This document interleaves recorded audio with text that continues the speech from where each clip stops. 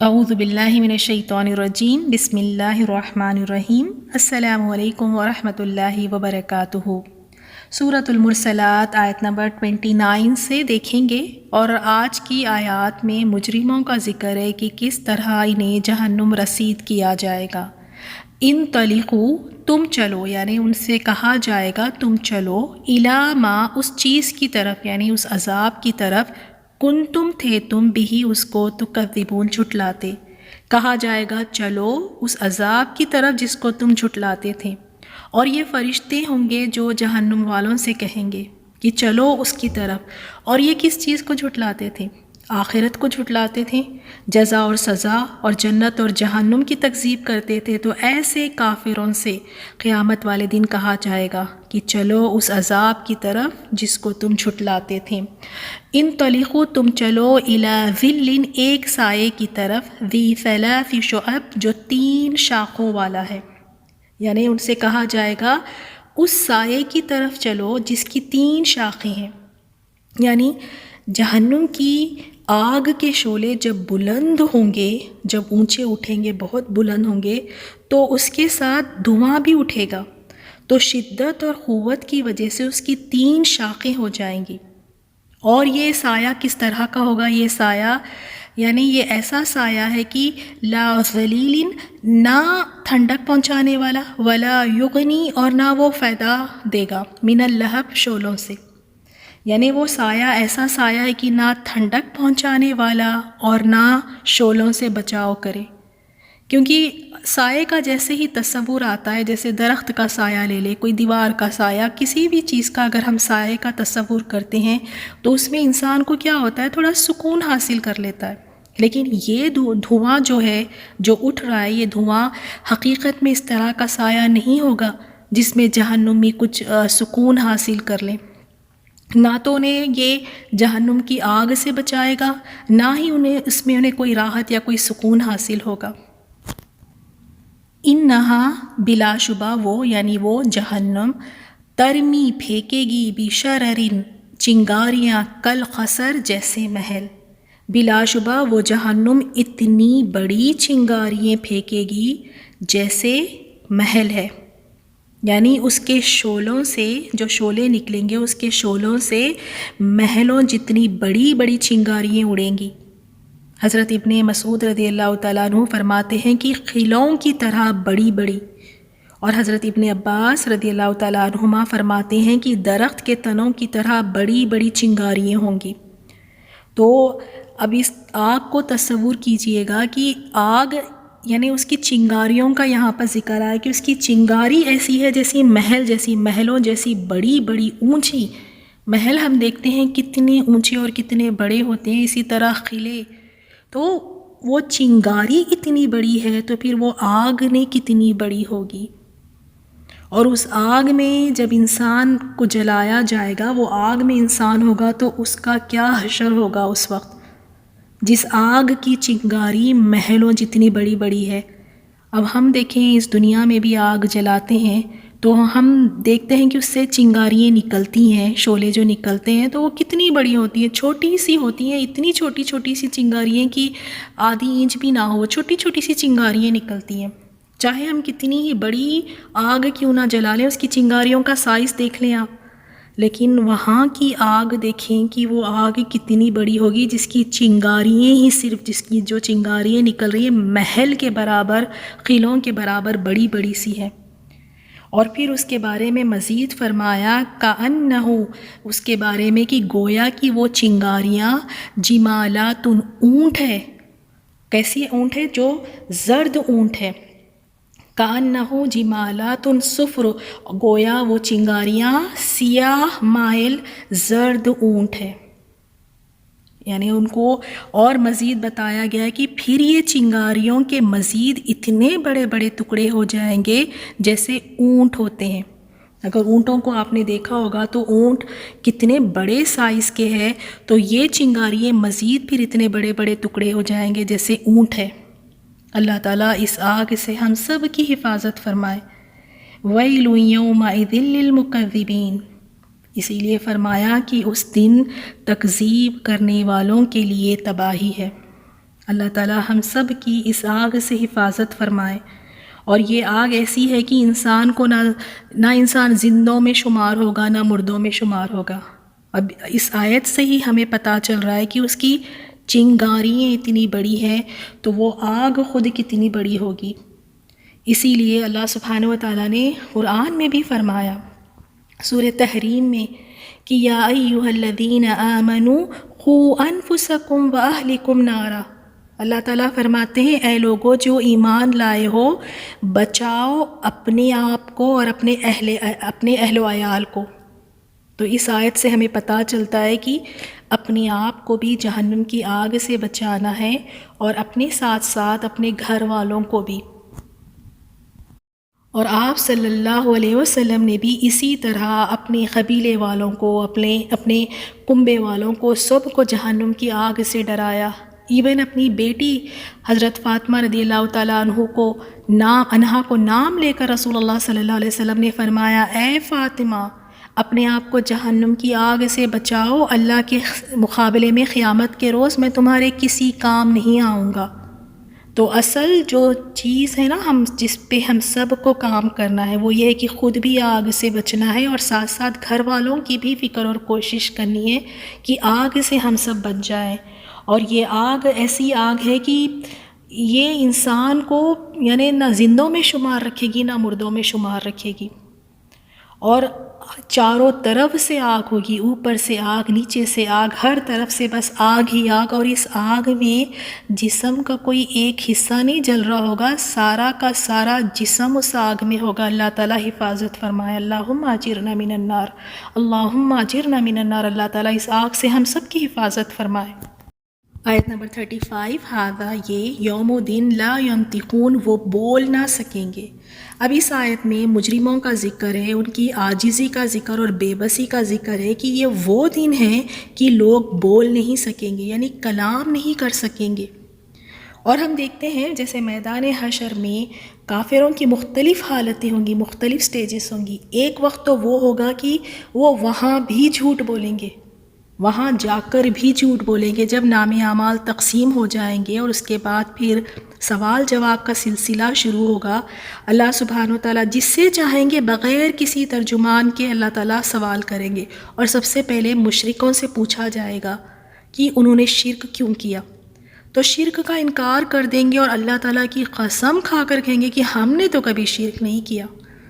اور اس پر انبیاء کو گواہ کے طور پہ لایا جائے گا، اس کا بھی انکار کر دیں گے. فرشتوں کو لایا جائے گا، اس کا بھی انکار کر دیں گے. خود کے ان کے نام اعمال ان کو دکھائے جائیں گے گواہی کے طور پہ، اس کا بھی انکار کر دیں گے.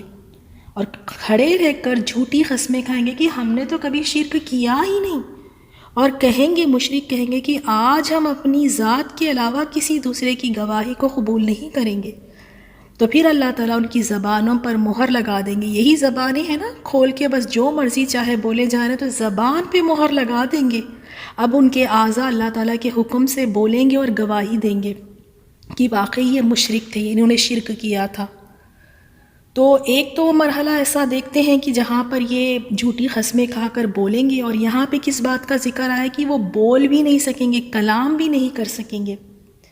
اور ایسے اس کی تفسیر میں یہ بھی آیا ہے کہ بعض کہتے ہیں کہ بولیں گے تو صحیح لیکن ان کے پاس حجت کوئی نہیں ہوگی، گویا ان کو بات کرنی ہی نہیں آئے گی، کوئی بات کرنے ہی نہیں آئے گی. جیسے دنیا میں بھی آپ دیکھیں کہ اگر کسی انسان کے پاس اگر کوئی تسلی بخش کوئی دلیل نہیں ہوتی تو وہ بالکل خاموش ہو جاتا ہے، وہ بول نہیں پاتا. اگر دو انسان میں بحث ہو رہی ہے اور اس آگے والے کے پاس کوئی ایسی دلیل نہیں ہے تو جو ہم کہتے ہیں نا بولتی بند، اب بس کہنے کے لیے کچھ رہتا ہی نہیں، بولتی بند، جیسے سامنے والے کو کچھ بول ہی نہیں سکا. تو ایگزیکٹلی ان کا بھی یہی حال ہوگا وہاں پر کہ کوئی بات کرنی ہی نہیں آئے گی. اور ایسے ہوتا ہے کہ سمجھ نہیں آتا کہ کیا کہیں کیونکہ کوئی دلیل ہی نہیں ہے. تو وہاں بالکل کوئی کلام نہیں کریں گے. ولا اور نہ یؤذن اجازت دی جائے گی لہم ان کو فیعتذرون کہ وہ سب عذر پیش کریں. اور نہ انہیں اجازت دی جائے گی کہ وہ عذر پیش کرے، کوئی بہانے، کوئی ایکسکیوز، کوئی ان کو اجازت دی ہی نہیں جائے گی۔ یعنی نہ وہ کلام کرنے کی قدرت رکھتے ہوں گے اور نہ انہیں اس کی اجازت ہی دی جائے گی کہ وہ کوئی عذر پیش کر سکے، بلکہ ان پر حجت قائم ہو چکی ہوگی ان کے ظلم کی وجہ سے۔ ان کی ظلم کی وجہ سے بات ان کے خلاف پکی ہو چکی ہوگی، وہ کوئی بات نہیں کریں گے، بالکل خاموش ہو جائیں گے۔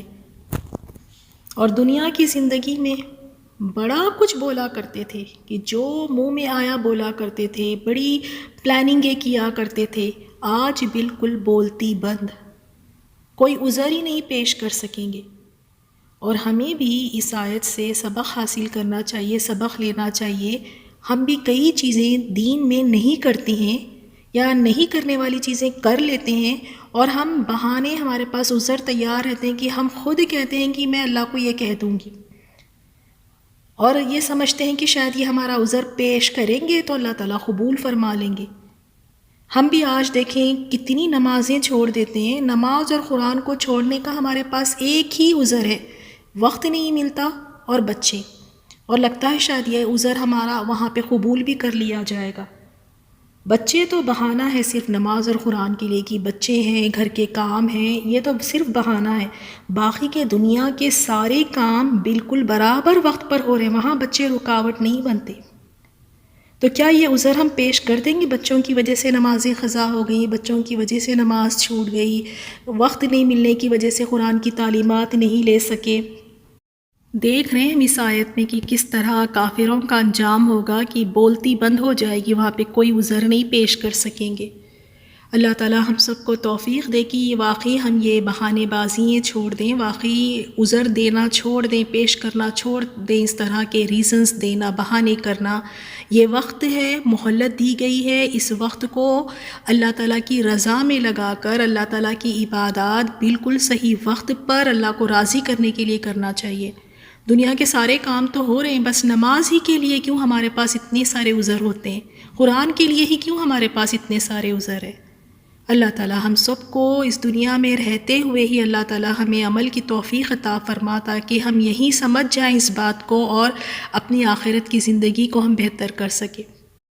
وَيْلٌ يَوْمَئِذٍ لِّلْمُكَذِّبِينَ، اس دن جھٹلانے والوں کے لیے ہلاکت ہے۔ اللہ تعالیٰ اس دن کی رسوائیوں سے، ہولناکیوں سے اللہ تعالیٰ ہم سب کی حفاظت فرمائے، اللہ تعالیٰ ہم پر رحم فرمائے اس دن۔ نیکسٹ آیت نمبر 38، ہذا، یہ یوم الفصل، فیصلے کا دن، جمعناکم، ہم نے جمع کر دیا ہے تمہیں، والاولین، اور پہلے لوگوں کو۔ یہی فیصلے کا دن ہے جس میں ہم نے تمہیں اور پہلے لوگوں کو جمع کیا ہے۔ یعنی وہ ایسا دن ہوگا جو کچھ دنیا میں کیا تھا، ہم کہتے ہیں نا کہ اتنا ہم کر رہے ہیں، کیا فائدہ ہوا، کیا ہمیں حاصل ہوا، تو فیصلہ وہاں پر ہوگا، ہر چیز وہاں پہ رزلٹ آؤٹ ہو جائے گا۔ تو دنیا میں جو کچھ کیا تھا اس کا فیصلے کا دن، اور اس دن اللہ تعالیٰ سب کو جمع کر لے گا، ساری انسانیت کو، اول سے لے کے آخر تک ساری انسانیت ہوں گی، سارے جن وہیں پر ہوں گے، جنات، حیوانات، پرندے، سب کو اللہ تعالیٰ جمع کرے گا وہاں پر، اور وہ اس دن پھر فیصلہ ہوگا۔ اللہ تعالیٰ ہم سب کا آسان حساب فرمائے، اللہ تعالیٰ ہمارے لیے آسانیاں فرمائے۔ بہت ہی مشکل اور کٹھن دن جو ہم کہیں گے وہ دن ہوگا فیصلے کا دن۔ فَإِن كَانَ لَكُمْ كَيْدٌ، اگر تمہیں کوئی چال آتی ہے، فَكِيدُونِي، تو میرے خلاف چلو۔ اللہ تعالیٰ بندوں سے خطاب فرمائے گا اور کہے گا کہ اگر تمہیں کوئی چال آتی ہے تو میرے خلاف چلو۔ اس دن اللہ تعالیٰ فرمائے گا، اس میں اللہ تعالیٰ کی طرف سے ایک سخت سرزنش اور ڈانٹ اور ڈپٹ ہے کہ اگر تم اپنے آپ کو میرے قبضے سے چھڑا سکتے ہو اور میرے حکم سے بچ سکتے ہو تو زور لگاؤ، بھاگ کر دکھاؤ۔ آج اگر کوئی تدبیر کرنا چاہتے ہو، کوئی چال چلنا چاہتے ہو، کوئی سازش کرنا چاہتے ہو تو کر لو آج۔ دنیا میں تو بڑے کیا کرتے تھے، اللہ تعالیٰ کے دین کے خلاف، اللہ تعالیٰ کے رسولوں کا مذاق اڑانا، ان کے خلاف کھڑے رہنا، ان کے خلاف سازشیں کرنا۔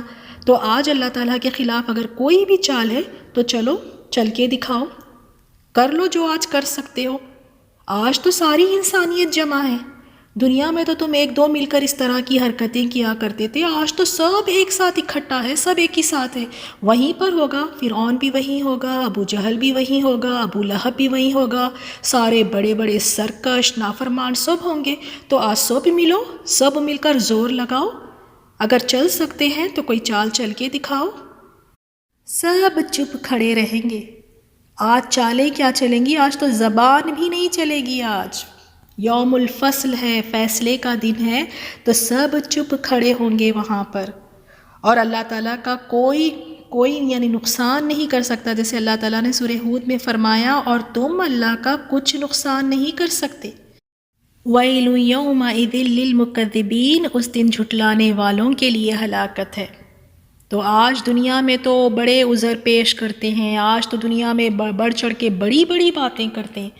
اپنے آپ کو مسلمان کہنے والے لوگ اگر زندگی میں اگر کوئی مصیبت یا پریشانی آ جاتی ہے تو خود اپنی زبانوں سے کہتے ہیں کہ اللہ نے ہمارے ساتھ یہ کیوں کیا، اللہ نے ہمارے ساتھ اس طرح کیوں کیا، نعوذ باللہ۔ کہتے ہیں ہم اللہ سے ناراض ہیں، ہم نماز نہیں پڑھیں گے، بڑی بڑی باتیں کر لیتے ہیں آج، اور کہتے بڑے بڑے گناہ کے کام کر لیتے ہیں، حرام کاریاں کر رہے ہیں، اور کہتے ہیں کہ ہم اللہ سے کہہ دیں گے کہ ہماری یہ مجبوری تھی۔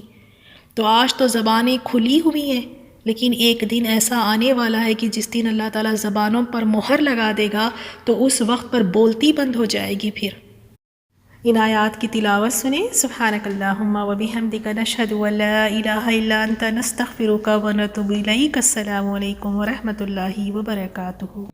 انطلقوا إلى ما كنتم به تكذبون انطلقوا إلى ظل ذي 3 شعب لا ظليل ولا يغني من اللهب إنها ترمي بشرر كالقصر كأنه جمالة صفر ويل يومئذ للمكذبين هذا يوم لا ينطقون ولا يؤذن لهم فيعتذرون ويل يومئذ للمكذبين هذا يوم الفصل جمعناكم والأولين فإن كان لكم كيد فكيدون ويل يومئذ للمكذبين